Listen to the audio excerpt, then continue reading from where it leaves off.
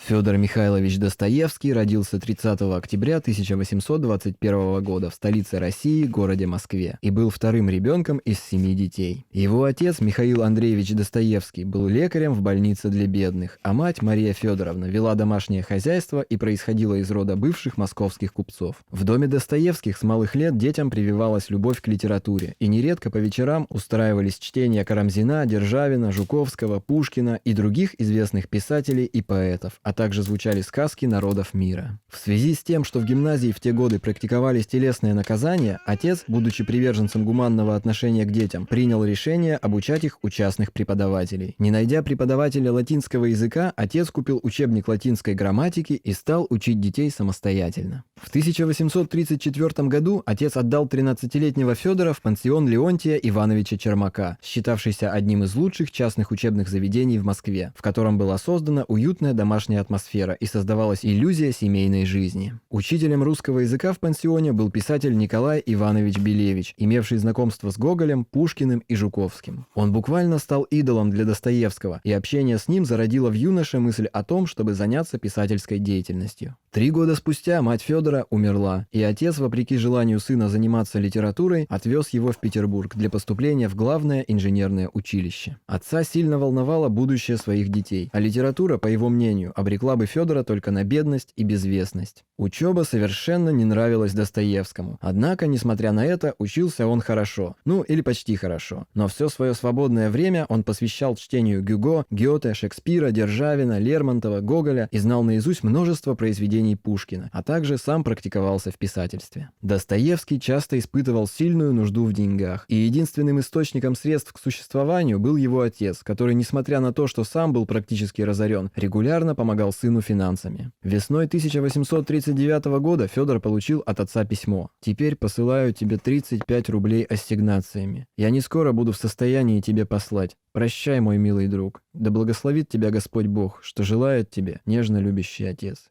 Спустя несколько дней отец Достоевского умер.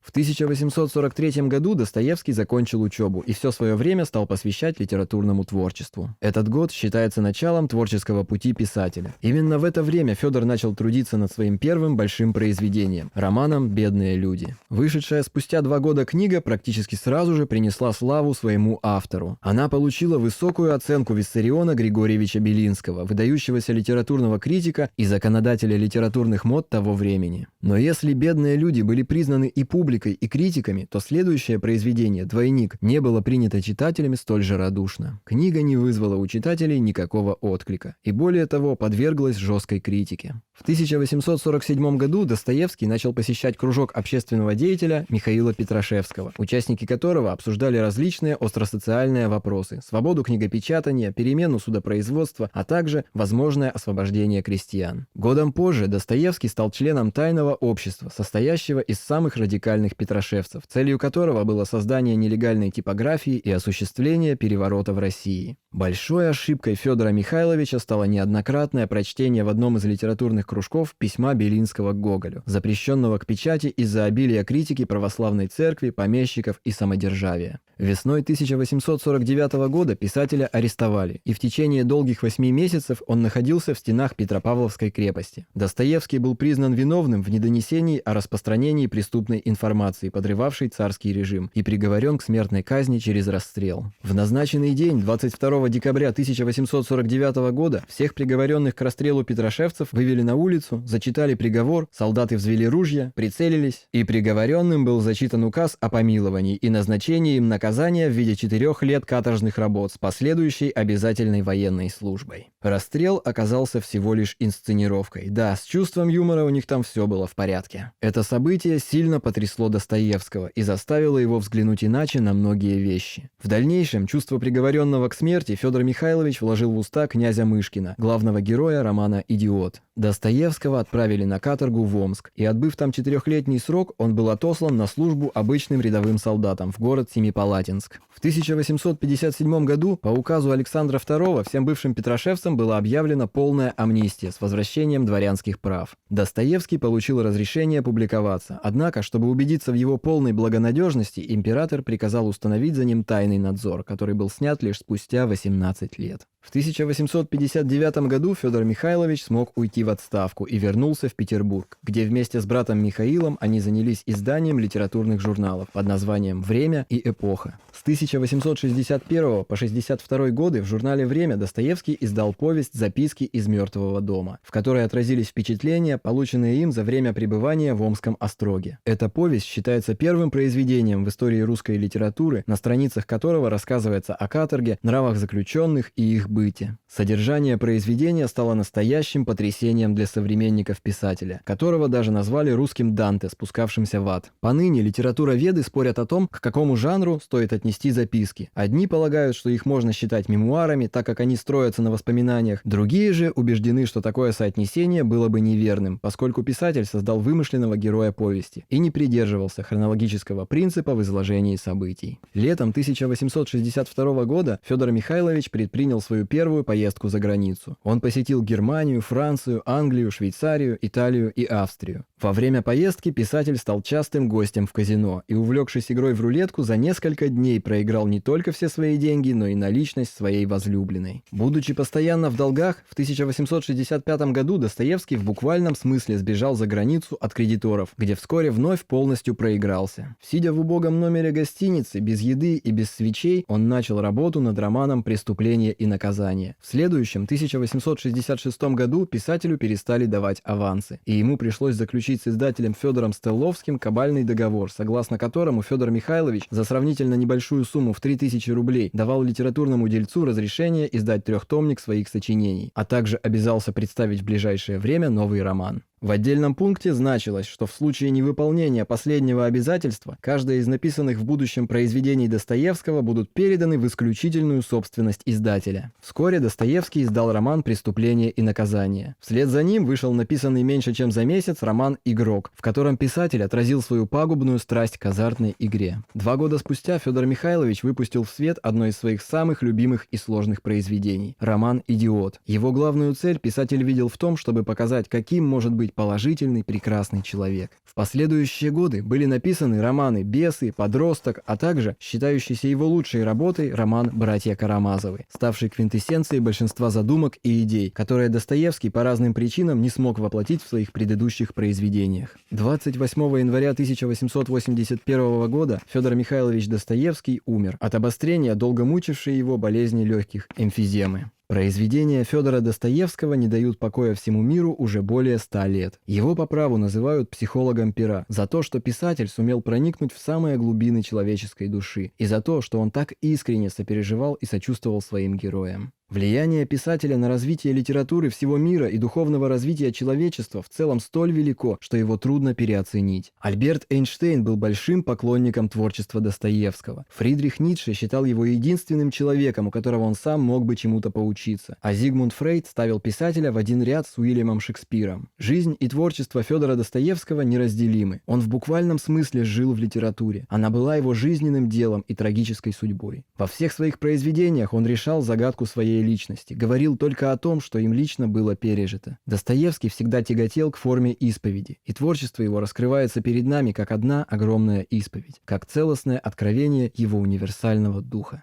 Это была история Федора Достоевского. Вы на канале Short History. Подписывайтесь на наш канал, чтобы не пропустить новые выпуски наших коротких историй. Жмите колокольчик, ставьте лайки, пишите комментарии. Будьте с нами.